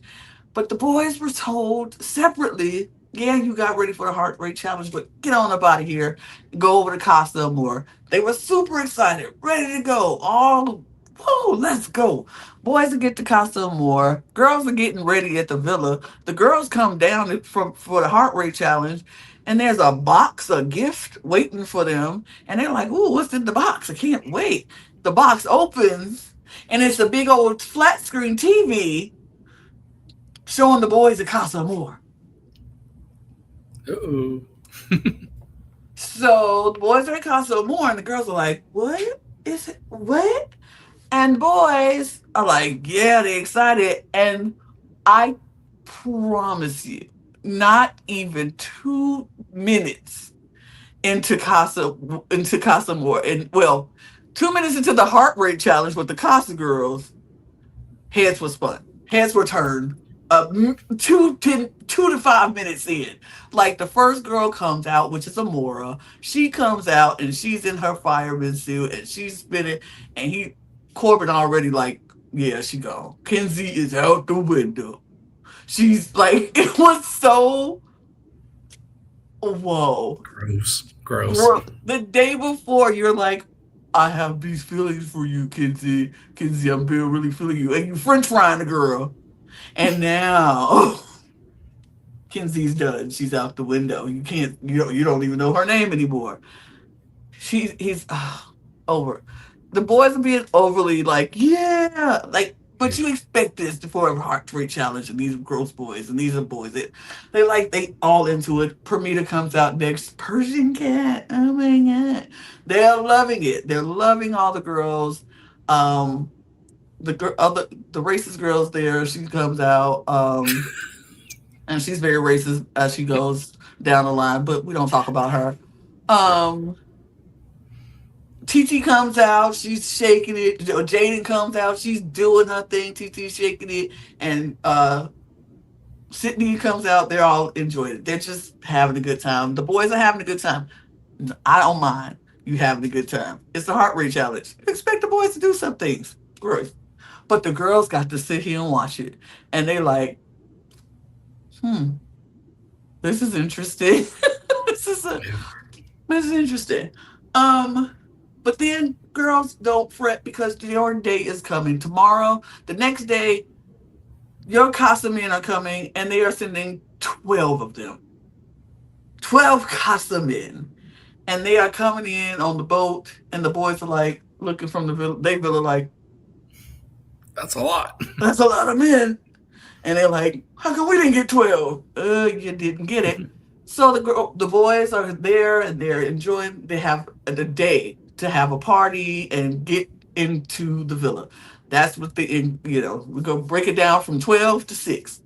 The girls get to talk to everybody. They get to hang out and have a good time. At the end of the night, they get to kiss a little bit, and then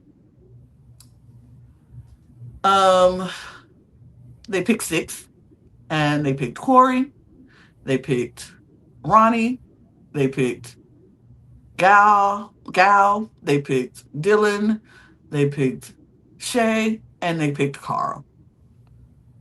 Those people made it into the villa. Great. They spend the rest of their time getting to know each other. Everybody's getting to know everybody. Kissing happens. Then realization steps into play. Trinity does not like the kiss that she got. Well, she likes it, but she like, it ain't who I want. So she kind of breaks it off with Corey, because and she says, "Go ahead, do your thing with Melanie, because Melanie is more your type." So she's good with that. Corey takes that. He was going to go talk to Melanie anyway. So he's like, yeah, I'm putting all my effort into Melanie. Carl is all about Anaya. I'm like, yes, this is who we Love want. that. This is who we want. And Carl is a man. And Anaya is messing with a boy who was over in Costa, who clearly hates her. He clearly cannot stand her by the way he's talking about her. And she just has a man and she's dealing with a boy. So Jen likes Gal. Gal likes Jen, but he also likes Kenzie, who has Dylan, who also likes her, but she also likes Gal. So Kenzie's greedy. We get it. She's just greedy. and Che likes Kata, but Kata still hung up on her puppy. So there's that. Let's get to the best part, the recoupling, because that's where it happens. That's where it goes down. Jen picks Gal. Great. He don't like you though, girl. He don't like you. He don't like you though, girl. But okay, you should have picked Ronnie. But okay, okay. You pick Gal. He comes. He's okay. Caleb comes back with Jaden, and all the girls are happy. And I love that. I loved how they were like, yes, this is what we saved you for. Yay, this is what we saved you for. And I love that Caleb was at Costa talking about some, I miss those girls. I do miss those girls over there, Bill. I'm ready to go home. And so he misses him too. So it's a mutual thing. Jaden is lovely. They gave her all the compliments. Her body was tea, her dress was tea. She's gorgeous. Love her. And Jada knew what to do. I can't say the same thing about Pramita because Parmesan cheese came into the villa with Cobb salad and she didn't know how to shush. Because when he walked in, the girls let him have it. They said, hold on, but she's tea. Her dress is tea. She's Mhm. good. It's not, we're not mad at her. But boo, Corbin. Boo, I love boo, that. tomato, tomato, boo, boo. And I'm like, yes, boo. Because, and they told him, you don't have to disrespect somebody to build your girl up. And he's like, what are you talking about? We heard what you said. We heard what you said. Kinsey is out the window. And he was just like, hmm. He ain't really had nothing for it, but he was like, I mean, I'm gonna stand on it. I'll make my decision. He go apologize to her. I feel it in my bones. He's going to apologize. He go realize you are wrong. He was wrong for just disrespecting her. You don't have to disrespect her in order to talk to build up and get a connection. If you have a better connection with her, go have that connection with her, but you ain't got to disrespect her like he did. And movie night is gonna be something with this. This Casa is giving us a lot of gold for movie night. Um, he was they booed him, whatever. But he got what Permita and Kinsey got with Dylan, so they're fine. They're fine. Um, Kata chose to stay loyal to Zach. And Zach had no other choice but to stay loyal to Kato because his girl got thrown out of the villa for being racist. And I am mad at production for not saying that because now, do I think he would have came back with her? Probably not. I still think he would have came back to Kato. But hearing that he didn't have any options, I think Kato should have known that. I feel like she should have known that he didn't have any options and he just came back because they making it look like he came back on a hero's video. I didn't do, and then he lied as soon as he got back. I didn't kiss her till day 4. What? You kissed her day 1 outside of a challenge. What do you? Movie night go get you. Movie night will get you. I promise you that. I promise you. But they stay together. Here's my interesting one. Melanie, I'm so confused by you. You say that Corey is perfect. He's just so sweet. He's just so everything. He's giving me this. He's giving me that. He's just so sweet. He's the most perfect person in the world. And I just really appreciate you. But I'm picking Sincere. And I'm like, okay, you got history. Your feelings involved. You would think when Sincere comes into that villa alone, you would be happy that he's back. And it should be a very happy, reunion. No. Melody is like, everybody keep telling me I deserve better, and you treat me like crap, and you must have a dick in your head, and you did that. But what? Like this speech doesn't make any sense. This speech is just counterproductive of what you're doing. Like you could, if you really wanted to make him scold him like a child on national TV in front of everybody, and you really wanted to get him to pay, you should have brought Corey back and made him make him graft to get you back, make him beg to get you back, show put in the work to get you back. Instead, you are like, I'm gonna take you back, but you better not do it again. And this is my God, you better not do it again because I'm gonna. That's a grown man still. I don't like that. He's still a grown man. He's still a human being, and you still need to talk to him with a little bit of respect. If you didn't want to respect him, you shouldn't have picked him. But it just didn't make any sense to me. Yeah, I see where you're coming from. I actually was living for it in the moment, but I was feeling bad for Sincere too, just because he did show that he wanted to stick with her.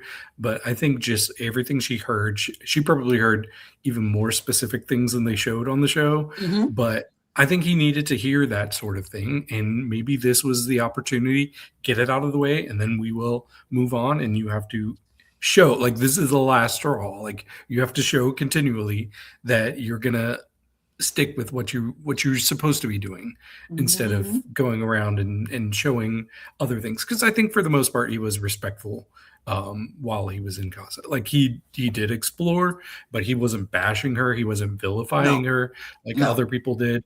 Right. So yeah.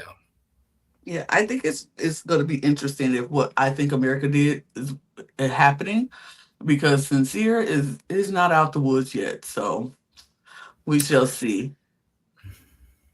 I don't know. I think if Amora comes back into the villa, I think he's already made it clear. Like when he cut things off with Soul, I think it would be the same situation with her, and she would have to find somebody else to explore with.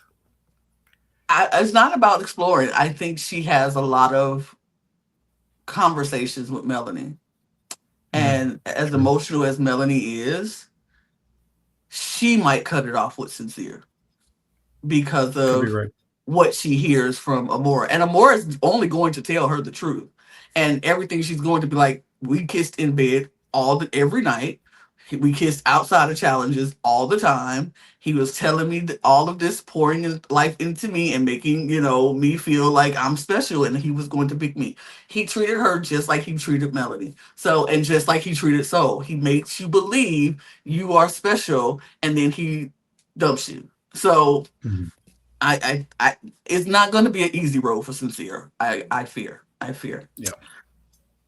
But after that, we had our winners, our season 8 winners. I congratulate Brittany, Bryce, and Trinity. Um, they locked up their win in this episode. I'm giving it to them. Best reunion, best recoupling speeches, best everything from the two of them. They chose each other. Bryce already said he is going to prove himself by choosing her, and he chose her. She was like, "I'm choosing you." They chose each other. They were matching. I was very Yeah. emotional with Both them. wearing yellow. Yeah, I Both was. were yellow. Ugh. I was tearing up while this was happening. And the icing on the cake is they were playing Run by Leona Lewis in the background, Yes, which is yes. one of my favorite songs. Like, I made a mix CD for my first boyfriend and I had that song on there, but I love that song. And Ugh. so, yeah, this was giving me all the feels. Like, I don't care. They are my Nicolandria. Um, I'm obsessed. They are. They are just like everything you want in a couple and everything you want in a healthy relationship, as we see on the show. They're everything. They just. I wasn't going to let all the foolishness that happened overshadow this reunion because this reunion was everything. It was beautiful. It was great. It was lovely. But then we had the icing on the cake because Casey decided. Well, Anaya decided she was going to choose KC. Casey decided he was going to choose TT, and that's where all hell broke loose. That's where all hell broke loose. Anaya was like, I chose you. I have chosen you every single time to choose you, and you did not choose me. And he's like, you didn't You choose weren't me at my because. door. And I'm like, and they were like, that was the first night. Nobody knew who you were.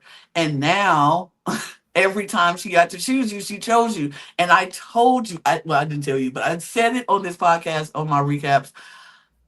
He is bitter about the door, and he wanted to. This is what he wanted. This is what he wanted to do: is to embarrass Anaya and not choose her. And he did it. He chose. He didn't choose her, and I just I hated every second of this because he was just so little boy. He was very little boy in this moment, and then TT. Who you feeling like, TT? Who you feeling like that you can walk up in this villa and come for Trinity? Like, who are you feeling like that you go come for our winner? This is our winner has put out orders, and as her fellow soldiers in her army, we shall follow the orders. We are booting you out of the villa as soon as possible because who you feeling like? I don't get it. She wasn't talking to you. And that wasn't she wasn't being shady or mean or nothing. She's like, I wasn't talking to you, baby. It was I'm talking to him. And then you went, I'm talking to girl, who you feeling like? I'm interested. Oh Lord. I can't wait to Sunday because I want to see the aftermath of this. But I feel like it's going to be KCTT, Corbin, and Parmesan against the world. Because I don't see anybody in that village. Like you might have the boys, but your girls are shunned. Your girls are done. You're done. And Jaden, she can ease on in the way. Like Yeah. she can ease on, be all right with the girls in the villa. But Parmesan and T, no, no, no. I don't like them. And I don't like them. I liked TT before that. I did too. I did too. But let's get to our rankings really quickly because um David gave us new categories this time, and so we I went with it. Yeah. Um uh so for my rankings, of course, those are my winners. Those are my winners. I don't care how you look at it. Those are my winners, Trinity and Bryce. My favorites, Anaya, Kata, um, Melanie, even though you're on thin ice, uh, Carl, and Caleb. Those are my faves.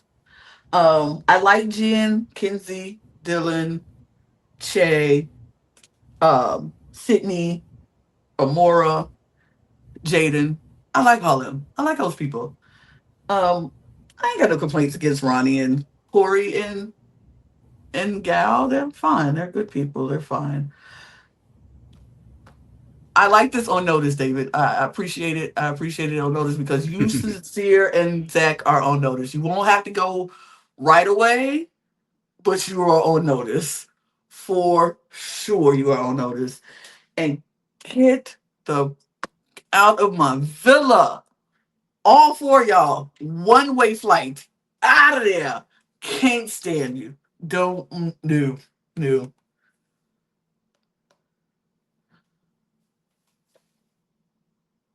Your rankings, David.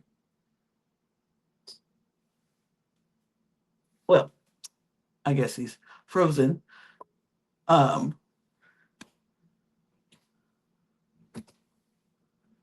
you coming in, David? No. Well, Here I am. okay. Sorry.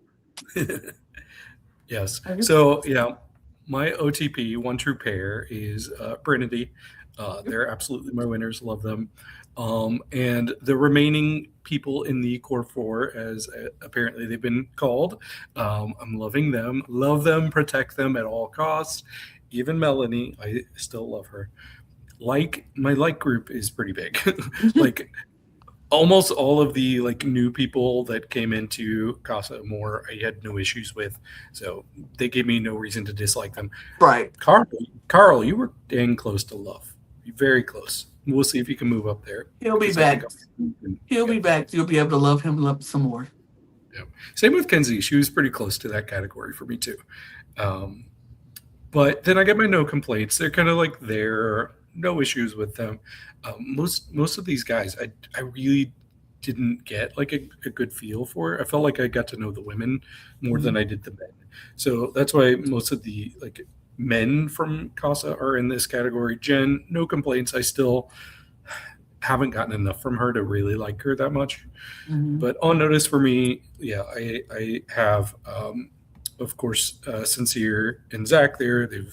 They've been rubbing me the wrong way. They could like I like them as in their couples, but Mhm. them as individuals kind of rub me the wrong way. And Gall is in the same category for me Yeah. because I can already tell that he's just anxious to play the game, and I'm like, dude, you can't afford it at this point. I was with you. I was hoping he would not get picked Me because he too. was just making it so clear to Jen, like, oh yeah, I want to have options. I'm like, dude, you're lucky to be even there right now. You're lucky that you weren't sent home in the first group of six. But my GTFO category are, of course, those two annoying couples that I don't need to see ever again. I would love somehow to have a double elimination and get rid of them both. Mhm. Let's make it happen, Love. You've done it before. You can do it again. And I Like, knew it about Casey. I've had suspicions about Casey for a few weeks now, and he showed exactly who I thought he was this week. he, ever since he had that blueprint conversation, it's Mm-hmm. gone downhill after that.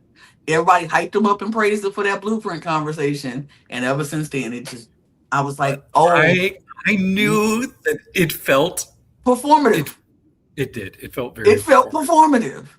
And it's like, because when I realized it felt performative when he said it the second time, when he did it again, when he was like, I love your dark skin and blah, blah, blah. Why you, she knows she dark skinned. She ain't got to be reminded every day that every time y'all get together. She, like, no, no, you trying to play it up. You trying to play it up. And we're no longer buying it. We're no longer buying it. Favorite couple, I have Bryce and Trinity, number one couple by far.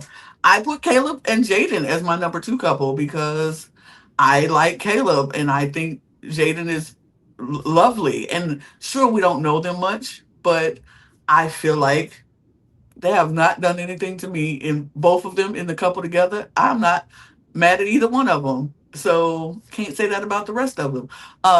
Because I hate Zach. But I that's why you're three. But Kata, this man is dragging you down. But we shall see. Sincere is another reason for Melanie and Sincere to be fourth place. But this week, I thought both of them, him and doing Costa is the reason why he's down, and then her and her speech is the reason why they're down to fourth. Like I just don't get it. They're confusing. Fifth is Kinsey and Dylan. I think Kinsey's greedy.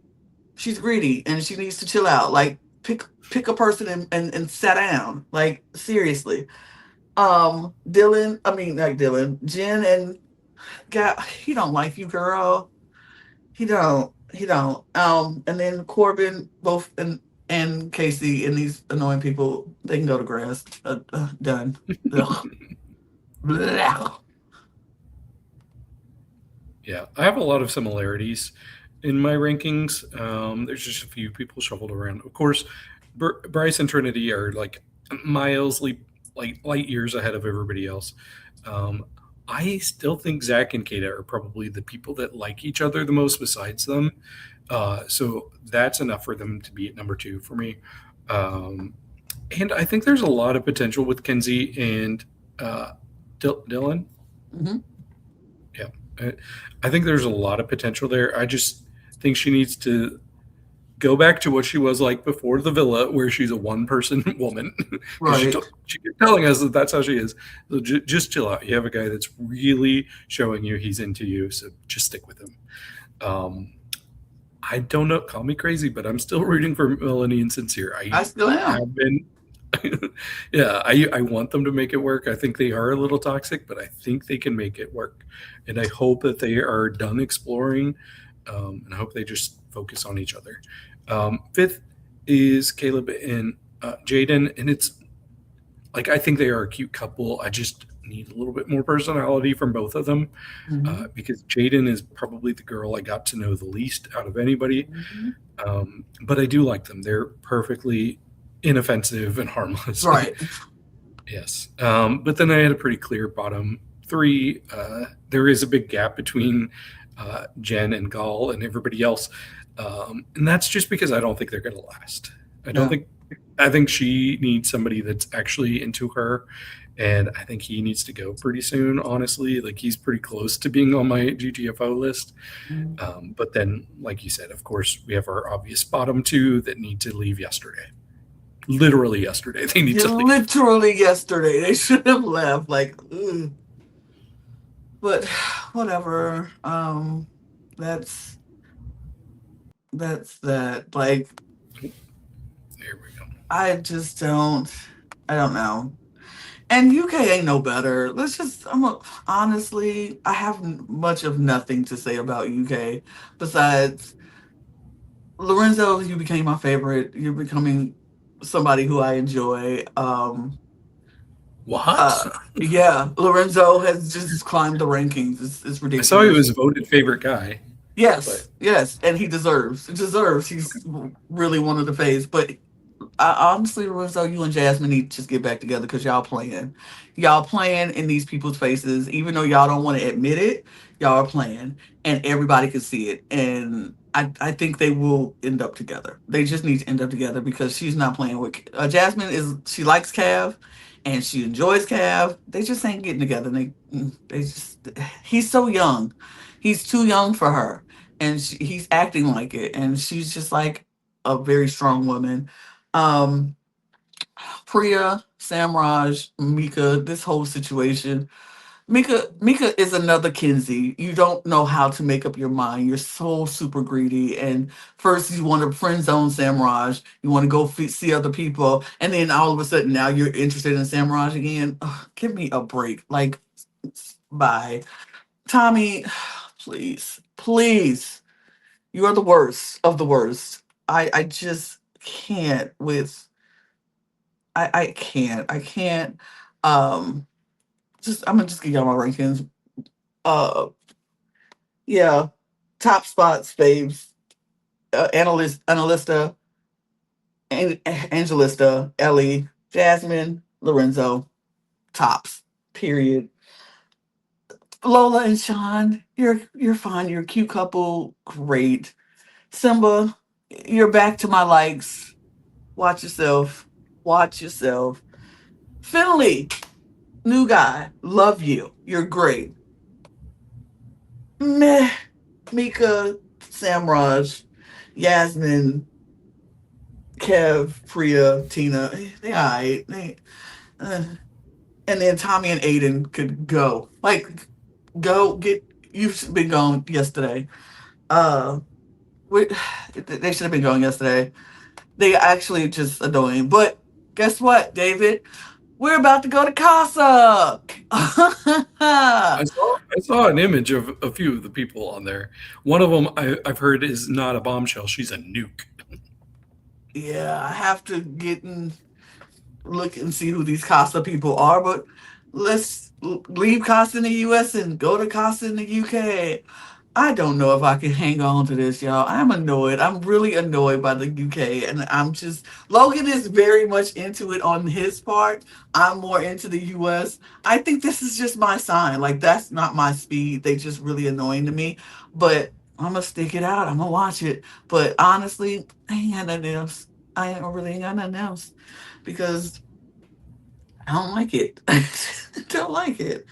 But whatever. Next week, we see the ends. Oh, wait, we have some news. We have some news. We have Yep. some news. Quick news.